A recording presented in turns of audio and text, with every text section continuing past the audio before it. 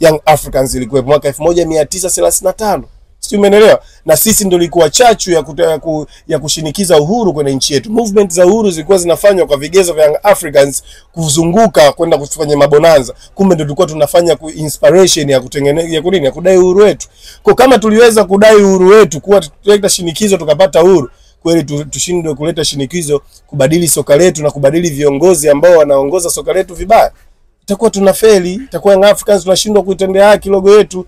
Mzee Karume alituachia hili kombe, alituachia hii timu, Mzee Nyerere alituachia hii timu iongoze na iwe mfano wa kuigwa katika kuleta amani ya nchi yetu, katika kuitetea nchi yetu na kuukuza mpira wetu.